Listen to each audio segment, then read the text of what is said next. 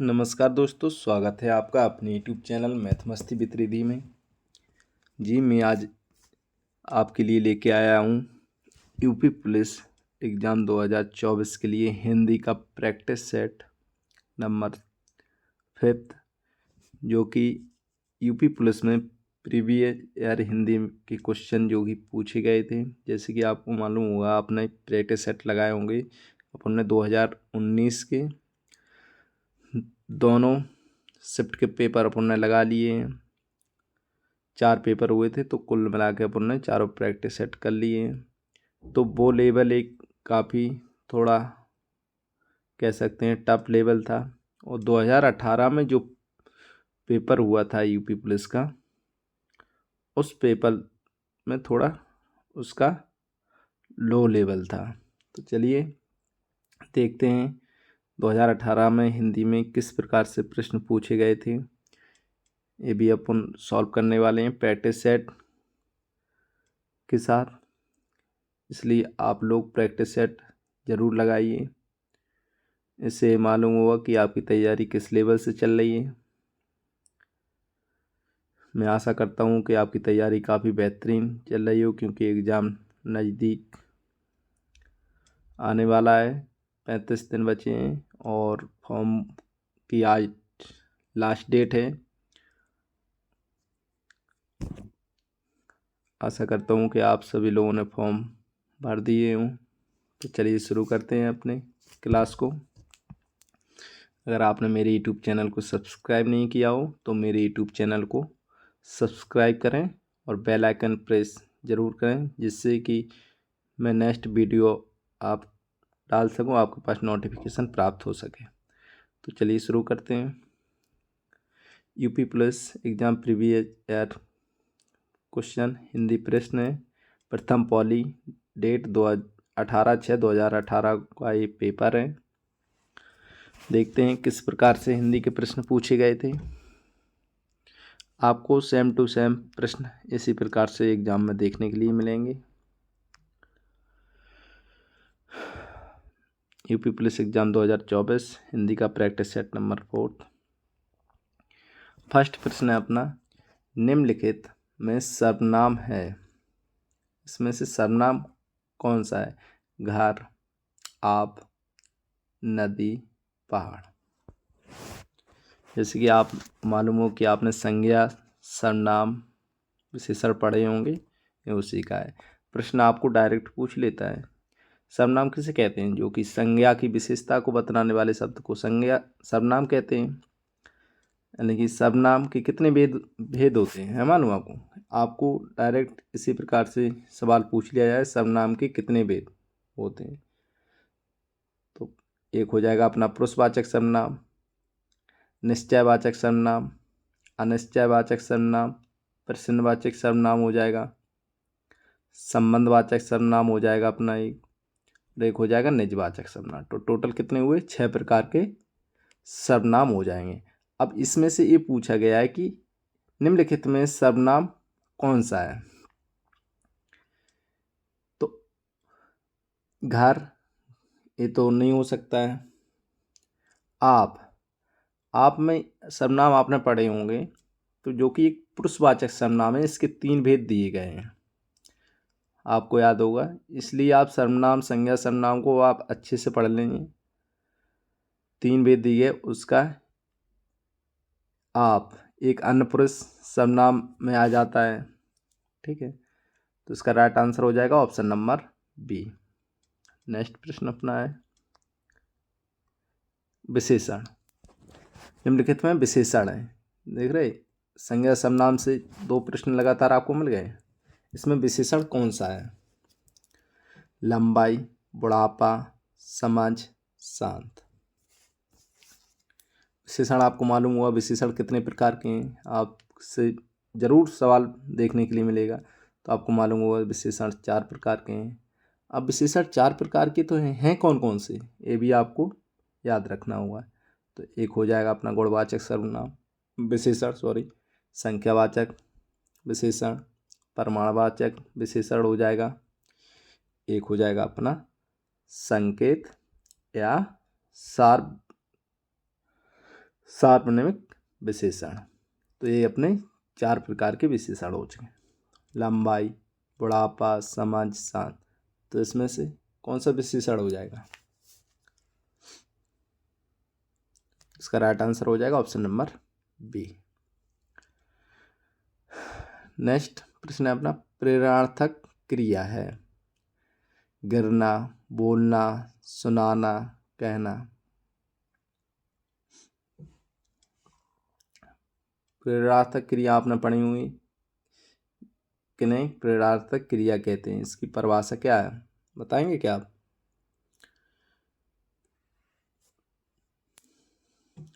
इसका गिरना तो होगा नहीं, ना बोलना होगा, कहना। इसका राइट आंसर हो जाएगा ऑप्शन नंबर सी, सुनाना। नेक्स्ट प्रश्न है,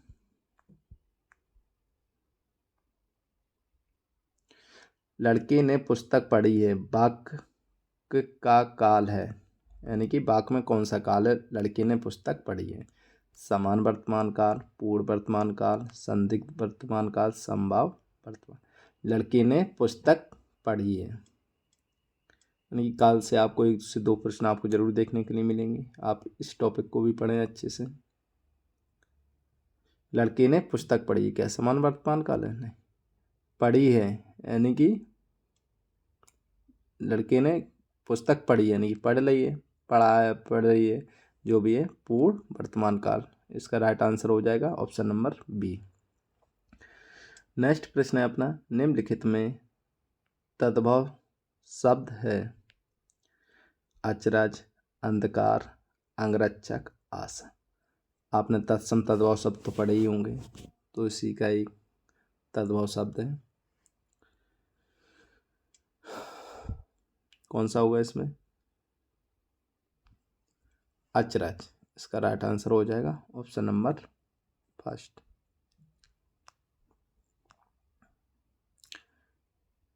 नेक्स्ट प्रश्न है अपना, शीत का विलोम होगा ठंड, गीत, कृष्ण, उष्ण। शीत, शीत जानते? सर्दियों वाला शीत लहर, हवा चलती है ठंडी ठंडी। शीत का विलोम हो जाएगा उष्ण, ऑप्शन नंबर डी सही हो जाए। कर का अर्थ नहीं होता है, यानी कि कर का पर्यायवाची यहाँ पे पूछे गए हैं। इसमें से 3 पर्यायवाची हैं और 1 नहीं है, तो कौन सा नहीं होगा? सुर, सुर को कर कहते हैं, बिल्कुल कहते हैं, सही हो जाएगा ये। हाथ एक कर हो जाएगा, ठीक है। किरण एक टैक्स भी कर है, इसे ध्यान रखना।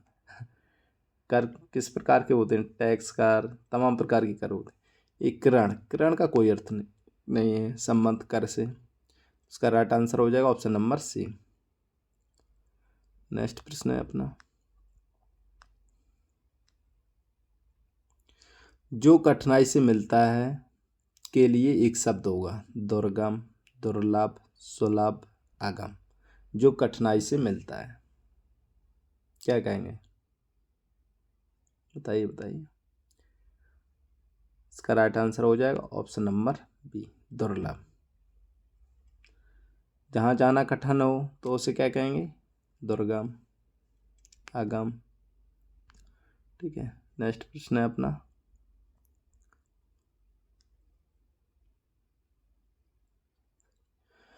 अनिल, अनल का सही अर्थ देने वाला शब्द का युग्म है वायु, अग्नि, अग्नि वायु, हवा पानी, आग पानी।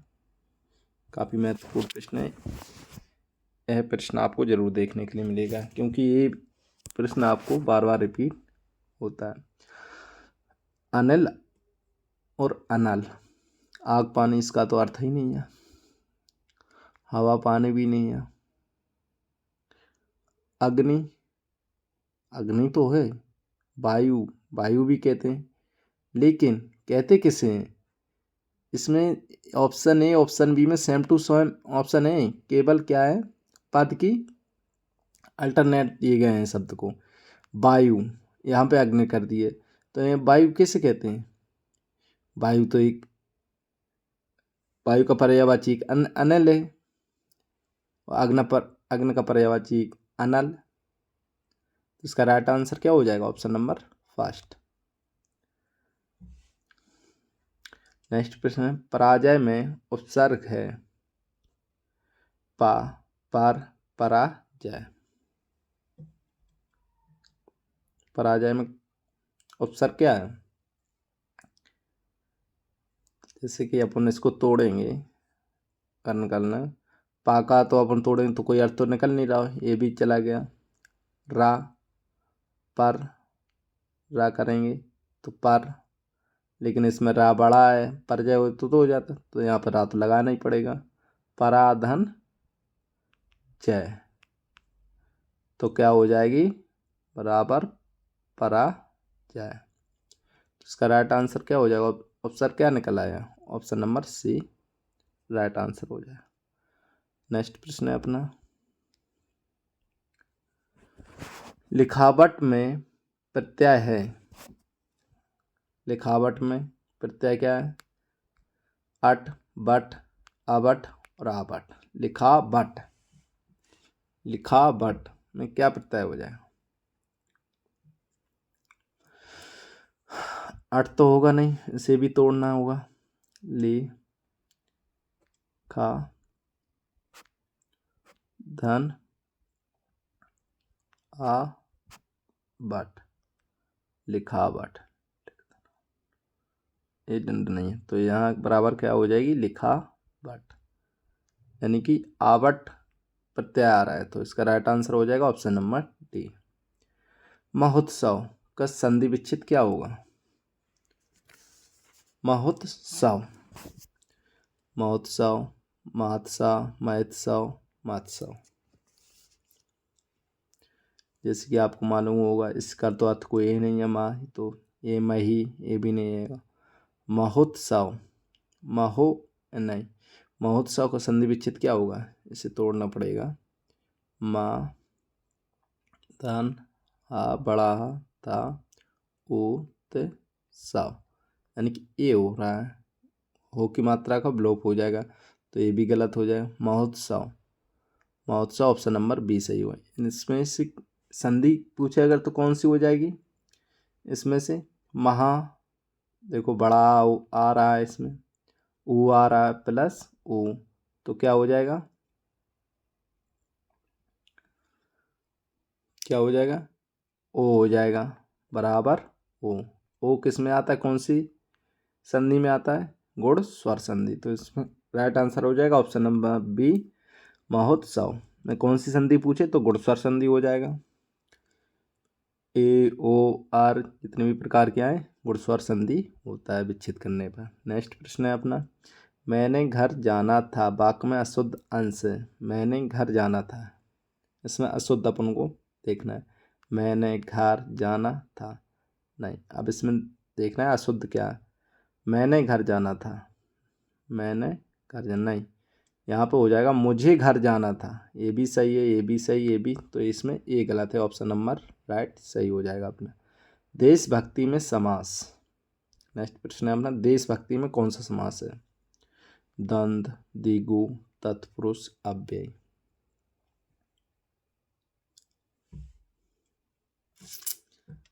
देशभक्ति में समास कौन सा हो जाएगा? द्विगु हो जाएगा क्या? द्विगु, द्विगु समास की क्या परिभाषा होती है मालूम? द्विगु द्वंद्व समास की क्या परिभाषा हो जाए? यानी कि दोनों पद प्रधान हो, इसमें दोनों पद प्रधान होता है। इसका विग्रह करिए, देश, देश के लिए भक्ति, देश के लिए भक्ति, इसमें दोनों पद तो प्रधान तो है नहीं है, तो ये तो गलती हो जाएगा। द्विगु, द्विगु समास की डेफिनेशन क्या है? द्विगु समास की डेफिनेशन है उत्तर पद प्रधान हो, यानी कि उत्तर पद प्रधान हो प्लस संख्यावाचक हो, ये भी गलत हो जाएगा। तत्पुरुष समास, तत्पुरुष समास कहता है उत्तर पद प्रधान हो, लेकिन इसमें संख्यावाचक तो है नहीं है, इसमें विग्रह सीधा सीधा हो रहा है। देश के लिए भक्ति, यानी कि कौन सा समास हो जाए? यानी कि इसमें तत्पुरुष समास के भी प्रकार हैं, 6 प्रकार हैं। कर्ता ने क्रम को करण से के द्वारा अपादान से, देश के लिए भक्ति अपादान के लिए, इसमें तत्पुरुष समास होगा। अव्ययी भाव समास भी इसी प्रकार से, अव्ययी समास सीधे आपसे डायरेक्ट एग्जामिनर परिभाषा पूछ लेगा कि इसमें कौन सा समास है। तो अव्ययी भाव समास उसे कहते हैं जिसका पूर्व पद प्रधान हो, उसे अव्ययी भाव समास कहते हैं। नेक्स्ट प्रश्न है आपके पास, आपके सामने, पुस्तक पढ़ी जाती है में कौन सा वाच्य है। इसमें वाच्य पूछ लिया है। वाच्य कितने प्रकार के होते हैं ये मालूम होगा आपको। वाच्य मुख्यतः 3 प्रकार के होते हैं। कौन कौन से होते हैं ये भी आपको देखना समझना होगा। कृतवाच्य, कर्मवाच्य, भाववाच्य, क्रियावाच्य। इनमें से कौन सा पुस्तक पढ़ी जाती है, पढ़ना क्या क्रिया, ठीक है।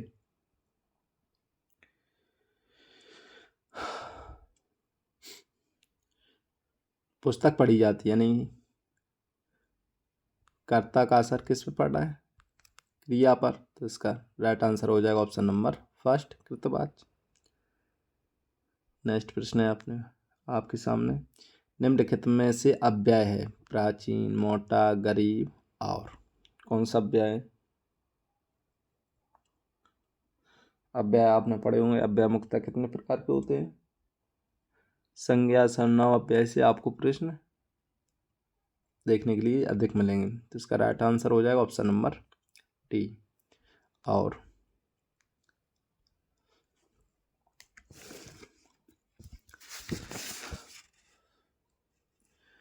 हिंदी में पूर्ण विराम का चिन्ह है, कौन सा है। A option, B, C, A. D में अपना हो जाएगा प्रश्नवाचक चिन्ह, ये हो जाएगा अपना अल्प विराम चिन्ह, और ये कौन सा चिन्ह हो जाएगा अपना विस्मयादि बोधक चिन्ह। तो इसका क्या बोला, पूर्ण विराम चिन्ह यानी कि पूर्ण पाई, ऑप्शन नंबर सी इसका राइट आंसर हो जाएगा। आप लोगों को चिन्ह से हिंदी में आपको एक प्रश्न आपको जरूर देखने के लिए मिलेगा। हो सकता है इसमें परिभाषा में भी पूछ देते हैं कहाँ पे कॉमा लगेगा, कहाँ पे डैश लगेगा, तो आपको प्रश्न जरूर देखने के लिए मिलेंगे। तो इसलिए चिन्हों को आप अच्छे से पढ़ लें। नेक्स्ट प्रश्न है अपना, दूध का धुला होना मुहावरे का अर्थ क्या होता है। निर्दोष होना, दोषी होना, पाप करना, चोरी करना। जैसे कि अपन कहते हैं ना, 2 मित्र होते हैं तो आपस में कुछ, अरे तुम दूध के धुले नहीं हैं, हम जानते हैं आप कैसे हो।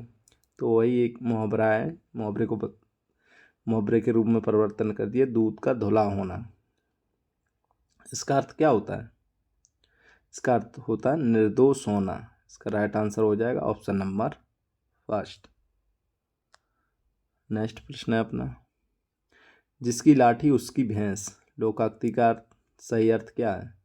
शक्तिशाली आदमी मूर्ख होता है।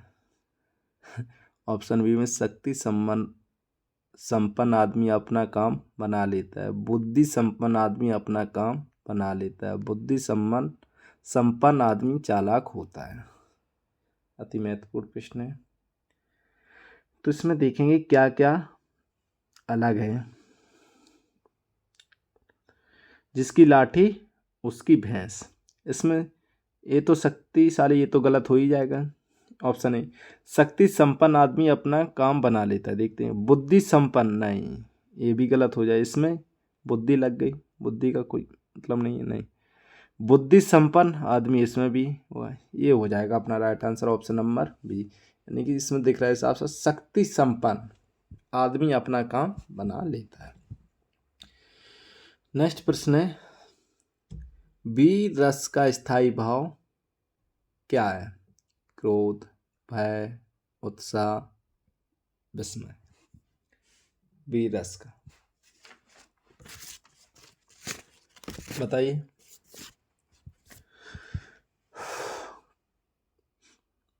क्रोध किसका स्थायी भाव है, रौद्र रस का क्रोध। भय किसका है, भयानक का भय हो जाएगा। विस्मय आदि किसका है, विस्मय यानी कि अद्भुत का विस्मय हो जाएगा।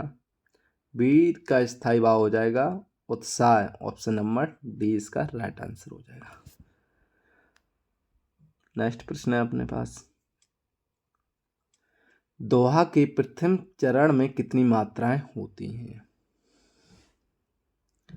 दोहा के प्रथम चरण में कितनी मात्राएं? 11 होती हैं, 12 होती हैं, 13 होती हैं, 14 होती हैं। दोहा के प्रथम चरण में कितनी मात्रा हुई? प्रथम और द्वितीय चरण। देखिए मैं आपको बता दूं, दोहा के प्रथम चरण में 13 मात्रा होती हैं, द्वितीय चरण में 11 मात्रा होने वाली हैं आपको। अगर अपन इसका सीधा उल्टा कर देंगे दोहा का, तो इसका सीधा उल्टा बन जाता है रोला। तो रोला में कितनी प्रथम चरण में मात्रा हो जाएंगी? 11 हो जाएंगी, द्वितीय चरण में 13 हो जाएंगी। तो अपना कौन सा छंद बन जाता है? रोला। तो आप इसको जरूर याद कर लें, आपका प्रश्न यहाँ से गलत नहीं होगा। नेक्स्ट प्रश्न है अपने, इसका राइट आंसर हो जाएगा ऑप्शन नंबर सी। निम्नलिखित में से कौन सा शब्द अलंकार है? शब्द अलंकार देखो डायरेक्ट आपसे पूछ लिया, आपको किसी न उसमें अलंकार पूछा, आपसे सीधा भेद पूछिए। निम्नलिखित में से कौन सा शब्द अलंकार, यानी कि अलंकार कितने प्रकार के होते हैं? आपसे प्रकार पूछ लिया। अलंकार मुख्यतः 3 प्रकार के होते हैं। कौन कौन से होते हैं? शब्द अलंकार, अर्थालंकार, उभयालंकार। ठीक है, तो निम्नलिखित में शब्द अलंकार के भेद पूछ लिए गए हैं। तो भेद शब्द अलंकार के कितने होते हैं, कौन कौन से होते हैं, ये जरूरी हो जाता है। शब्द अलंकार के जैसे कि एमक आ जाएगा इसमें, एमक, श्लेष, वक्रोक्ति, विवक्षा। तो ये शब्द अलंकार के मुख्य भेद हो जाते हैं। तो इसमें से देख लीजिए क्या है, इसमें रूपक तो है नहीं है, रूपक हो गलत, उपमा भी, उत्प्रेक्षा भी, एमक आ गया इसमें। इसका राइट आंसर हो जाएगा ऑप्शन नंबर डी। जी कौन से रूपक उपमा जी किसके हो जाएंगे? ये हो जाएंगे अर्थालंकार के भेद। आपसे डायरेक्ट प्रश्न में एग्जाम में देखने के लिए मिलेगा इसी प्रकार से। नेक्स्ट प्रश्न है अपना,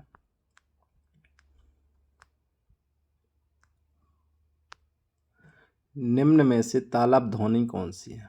टा, पा, सा, का। दंत तालाब पूछा, तालाब कौन सा है, कौन सी ध्वनि है? तो इसका राइट आंसर हो जाएगा ऑप्शन नंबर सी।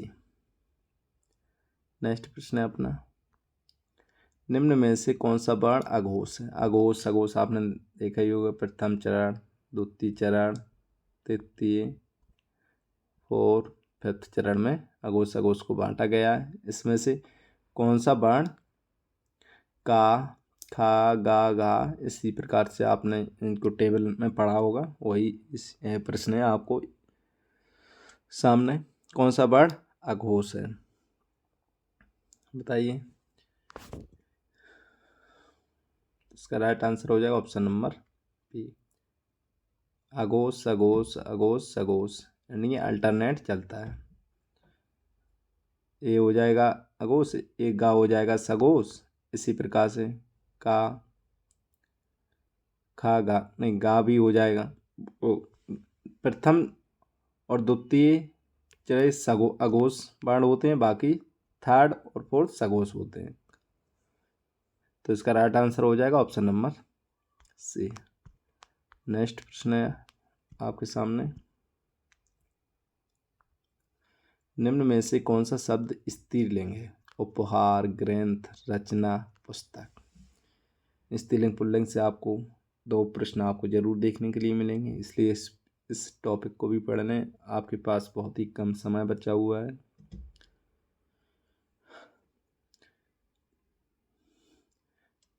स्त्रीलिंग पुल्लिंग आपको मैं बता दूं कैसा कैसी करके आप इससे आसानी से 90% प्रश्न आप अपना सही कर सकते। यानी कि इसमें अपन लगाए उपहार कैसा है, तो ये तो पुल्लिंग हो जाएगा। इससे ग्रंथ कैसा है, मस्तक कैसा है तुम्हारा, मस्तक कैसी तो नहीं कर सकते। रचना, रचना कैसा नहीं कैसे, रचना कैसी है। तो इसका राइट क्या आंसर हो जाएगा ऑप्शन नंबर डी। निम्न में से कौन सा शब्द पुल्लिंग है? इच्छा, राष्ट्र, रक्षा, योग्यता। इसमें पुल्लिंग देखना है अपने। इच्छा कैसी है तो स्त्रीलिंग हो जाए।